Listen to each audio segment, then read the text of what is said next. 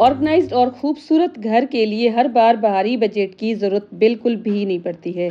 ज़रूरत बस एक बात की ही होती है, वो होती है आपकी समझदारी।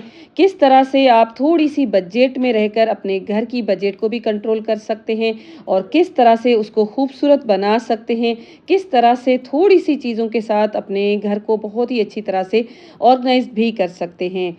आज जो आइडियाज़ आपके साथ मैं शेयर करूँगी ना, वो तो बेस्ट है। आने वाले मंथ रमज़ान के लिए तो आप इस वीडियो को सेव करके रख लीजिएगा और उसके बाद इसको अप्लाई करेंगे ना, तो हर कोई आपकी वाह-वाह करने वाली है। वीडियो अगर पसंद आ जाए तो इसको लाइक ज़रूर कर लीजिएगा। चैनल पे नए हैं ना, तो सब्सक्राइब ज़रूर कर लीजिएगा। बिना डिले स्टार्ट करते हैं अपना video. Hello guys, once again welcome back to my channel. यहाँ पर सबसे पहले आप देख सकते हैं, ये मेरा है डाइनिंग टेबल। मेरे जो रेगुलर फ्रेंड्स हैं ना, उनको ये अंदाज़ा होगा कि इस डाइनिंग टेबल की कितनी सारी सेटिंग्स को मैं चेंज करती रहती हूँ। कवर कभी लगा देती हूँ, कभी कभी तो एज़ इट इज़ ये पड़ा रहता है। तो अभी कुछ दिनों से मैं ना इसको ऐसे ही रखा हुआ है। इसके ऊपर कोई भी मैंने कवर नहीं लगाया हुआ है। तो इस तरह से सेटिंग जब चेंज होती है ना, तो मेरा मूड है ना थोड़ा-सा फ्रेश रहता है। आप भी ना इस तरह से किया करें। एक ही चीज़ को देख-देख के जब बोर हो जाते हैं ना, क्योंकि घर भी वही, सामान भी वही, हम भी वही, तो इस तरह से ना चीज़ों को थोड़ा-सा शफ़ल किया करें। तो आज ना मैं इसकी क्लीनिंग भी कर रही थी, तो इसके साथ-साथ मैं थोड़ी-सी इसकी सेटिंग भी चेंज करने वाली हूँ। तो इसके ऊपर मैंने ये टर्न टेबल रखा हुआ है, क्योंकि केक तो आपको पता है डेली बेसिस पे नहीं बना होता। इस टर्न टेबल को किचन में रखते हैं ना, तो एक एक्स्ट्रा स्पेस भी हमें चाहिए होती है, तो मैं इसको इस तरह से भी यूज़ कर लेती हूँ अपने डाइनिंग टेबल के ऊपर। तो आज मैं इसकी क्लीनिंग कर रही थी, और क्लीनर मैं रेगुलर जो बनाती हूँ खुद से डीआईवाई करके, वो ही मैं यूज़ करती हूँ। उसमें थोड़ा-सा पानी होता है, साथ में थोड़ा-सा विनेगर और थोड़ा-सा 1 टेबल स्पून के जितना डिश वॉश लिक्विड होता है या कुछ ड्रॉप्स होते हैं। तो बस इसी तरह से ये तीनों चीज़ें मिक्स करके एक स्प्रे बोतल में भर देती हूँ और इसी से मैं पूरे घर की क्लीनिंग करती हूँ। तो ये जो टर्न टेबल है ना, इसके ऊपर मैंने डबल टेप लगाया है, क्योंकि इसके ऊपर मैं ट्रे रखती हूँ। तो बच्चे हैं इधर-उधर, जब इसको टर्न करते हैं ना टेबल को, तो ट्रे हिल-जुल जाती है। लेकिन मेरे पास जो ट्रे मैंने रखी हुई है ना, ये वुडन है, इतनी ज़्यादा तो नहीं हिलती-जुलती। अगर आप इसके ऊपर कोई प्लास्टिक की ट्रे यूज़ करते हैं ना, तो इस तरह से डबल टेप के साथ यूज़ कीजिएगा। तो इस तरह से ना आपका डाइनिंग टेबल अच्छी-सी लुक में आ जाएगा। यहाँ पर इस तरह से इसको मैंने स्टिक कर लिया है। उसके बाद ना इसके ऊपर मैं जार्स रखूँगी। तो ये भी वुडन है, ये मैंने दराज से ली थी, और पहले तो इनका जो वुड था बिल्कुल इसके ऊपर कोई कलर नहीं था। जब मेरे डाइनिंग टेबल के ऊपर पॉलिश हो रही थी ना, चेयर्स के ऊपर, तभी मैंने इसके ऊपर पॉलिश करवा दी थी। तो उसके बाद ये जो वुडन ट्रे है ना, इसमें मसाला जार्स वगैरह मैं रखती हूँ ना, तो स्क्रैचेस हो जाते हैं। तो मैं इस तरह से हमेशा ये प्लास्टिक की ट्रांसपेरेंट जो है ना, मैं लगा के रखती हूँ। ये ऑलरेडी आपके साथ आइडिया मैं शेयर कर चुकी थी कुछ दिन पहले ही। तो पूरा का पूरा मैंने इसको अच्छी तरह से क्लीन कर लिया था, और इसके ऊपर ये जो मैंने ग्रीन कारपेट मेरा रखा हुआ है ना, इसको मैं इस तरह से रख देती हूँ। इस तरह से इसका लुक अच्छा आता है, और इसको रखने के लिए भी एक एक्स्ट्रा स्पेस की ज़रूरत भी नहीं पड़ती है, क्योंकि छोटा घर होता है ना, तब हमें इसी तरह से चीज़ों को ऑर्गेनाइज़ करके रखना होता है। और उसके साथ-साथ ये मेरे पास एक स्ट्रिंग लाइट है, और आज मैंने ना इस तरह से इसमें लगा दिया है। और इसका बटन है ना, वो भी बिल्कुल डाइनिंग जो टेबल है ना, उसके पास ही है। तो बस इसको मैंने इस तरह से ऑन कर लिया है। ऑन करने के बाद बहुत ही एक अच्छा सा लुक इसका आता है। उसके साथ-साथ इस तरह के मेरे पास छोटे-छोटे से शो पीसेस थे, वाइट कलर के मार्बल के, और इनको भी मैंने इस तरह से रखा है। और एक आर्टिफ़िशियल बेल मेरे पास पड़ी हुई थी, उसको भी मैंने इस तरह से इसके अंदर रख दिया है। और अब आप इसका लुक चेक कर सकते हैं।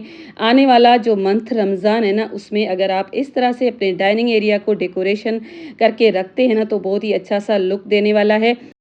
आपका तो मूड अच्छा रहने वाला है, उसके साथ-साथ आपके पास जो गेस्ट आएँगे ना, उनका भी मूड बहुत ही अच्छा-सा होने वाला है। इसके ऊपर जब प्लेट्स वगैरह रखते हैं ना, तो बहुत ही अच्छा-सा एक लुक आता है। इस आइडिया को एक बार मेरे कहने पे ज़रूर आप ट्राई कीजिएगा, अगर इस तरह का डाइनिंग टेबल आपके पास है तो।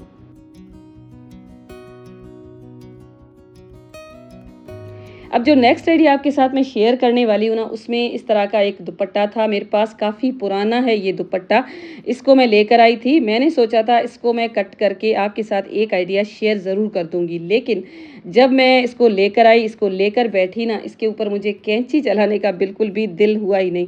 तो मैंने अपना जो आइडिया है ना, उसको चेंज कर दिया। और उसके बाद एक और पुराना दूसरा दुपट्टा मेरे पास पड़ा हुआ था, जो बिल्कुल भी यूज़ नहीं हो रहा था।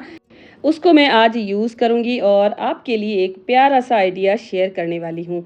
यहाँ पर आप देख सकते हैं इस तरह के बहुत पहले दुपट्टे होते थे तो स्ट्रेच हो जाते हैं।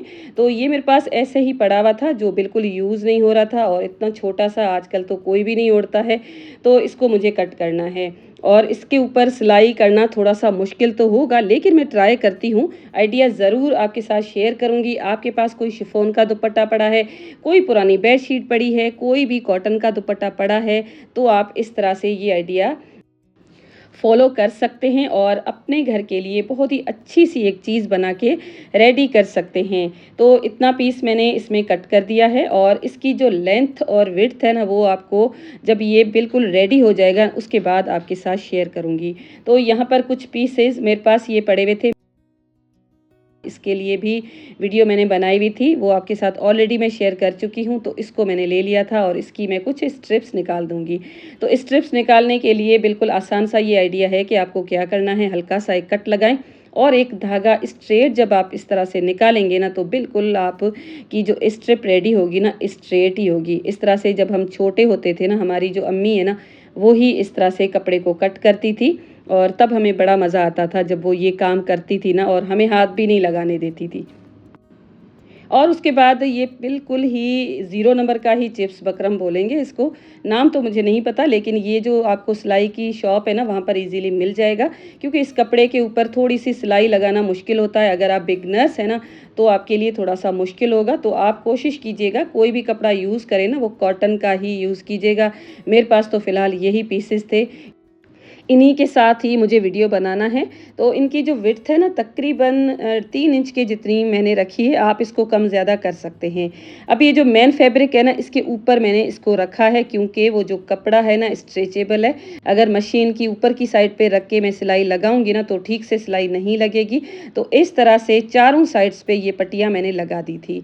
थोड़ा सा सोच समझ के और थोड़ा सा पेशेंस के साथ ये काम मैंने किया था।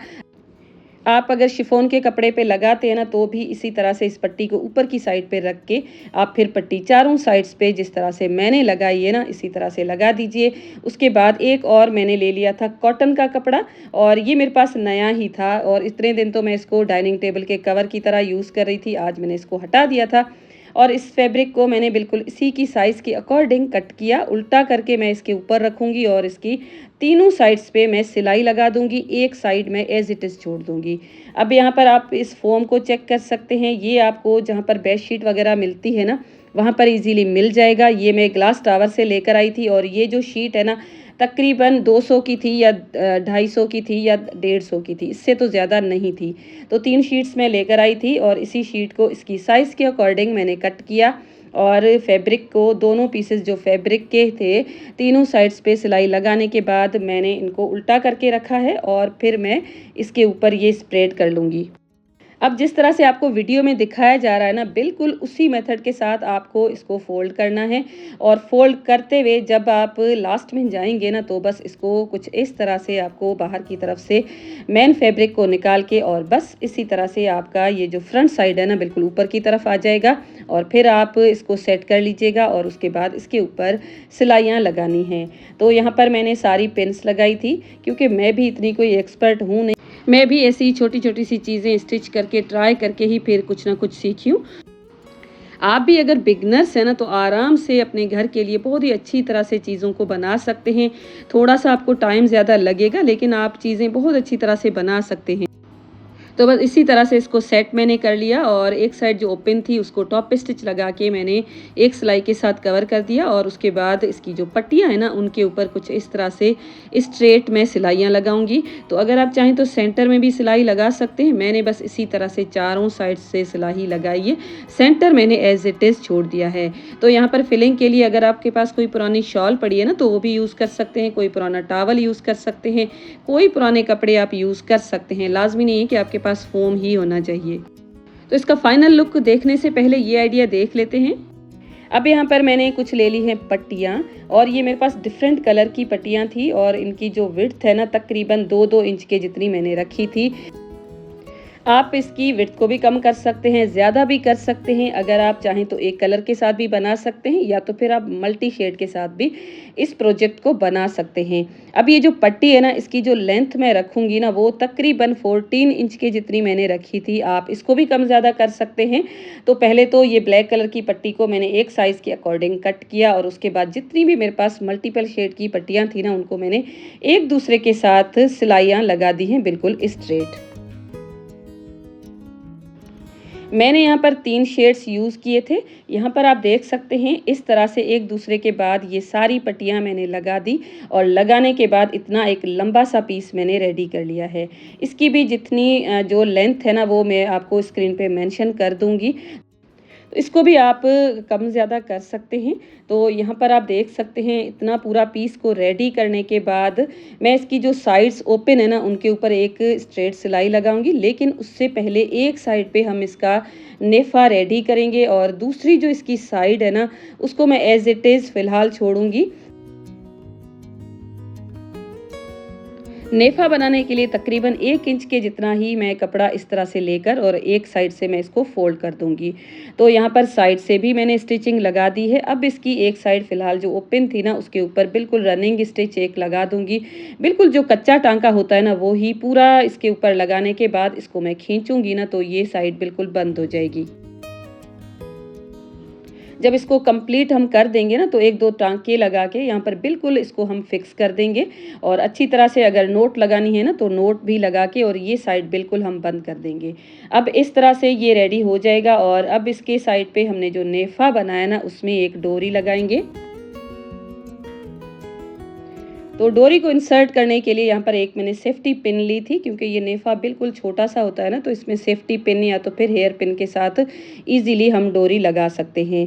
अब यहाँ पर कुछ इस तरह से ये रेडी हो जाएगा। अब अगर आप चाहें ना, तो इसमें आप जो स्टोर करके रखते हैं ना अपने कपड़े, जैसे ऑफ सीज़न के जो कपड़े होते हैं, वो भी आप स्टोर करके रख सकते हैं। कतरनें अगर आपके पास पड़ी हैं तो वो भी आप इसमें डाल सकते हैं। लेकिन यहाँ पर ये मेरे पास जो बॉल फाइबर था, इसी को ही डाला है, क्योंकि अगर मैं इसमें कतरनें वगैरह मेरे पास तो अवल इतनी होती नहीं है। तो ये फ़िलहाल तो मेरे पास ये फ़ोम पड़ा हुआ था, इसी को ही मैंने डाल दिया और इस तरह से इसकी नोट्स मैंने लगा दी हैं। तो इस तरह से एक साइड से इसको तो मैंने बांध लिया है, दूसरी साइड पे इसको एक देंगे डिज़ाइन। डिज़ाइन देने के लिए एक छोटा-सा सर्किल मैंने कपड़े का कट कर लिया था, उसको मैंने चारों साइड से बिल्कुल रनिंग जो स्टिचिंग है ना, वो कर दी है।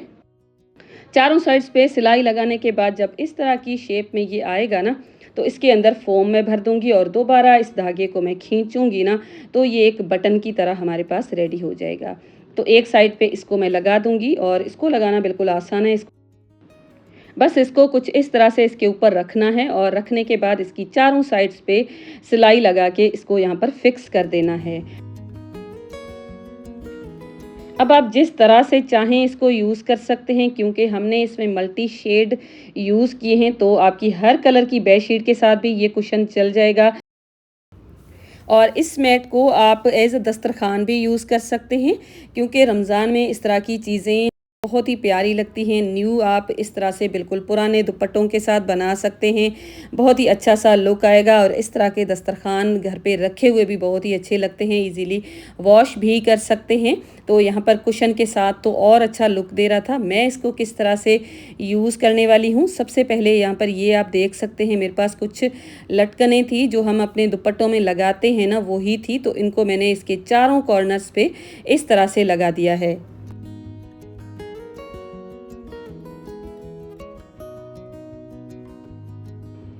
मैंने इसको कवर करने के लिए ख़ास तौर पे बनाया है।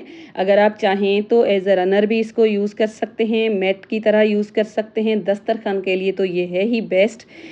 इसको आप सोफ़ा को कवर करने के लिए भी यूज़ कर सकते हैं। पहले मैंने ये लगाया हुआ था, अब हमारे पास सर्दियाँ बिल्कुल चली गई हैं, तो आज मैंने इस यहाँ की भी सेटिंग भी चेंज कर दी है। इस कुशन को एज़ अ कुशन यूज़ कर सकते हैं, फ्लोर कुशन की तरह भी यूज़ कर सकते हैं। जिस तरह से चाहें ना आप इसको यूज़ कर सकते हैं।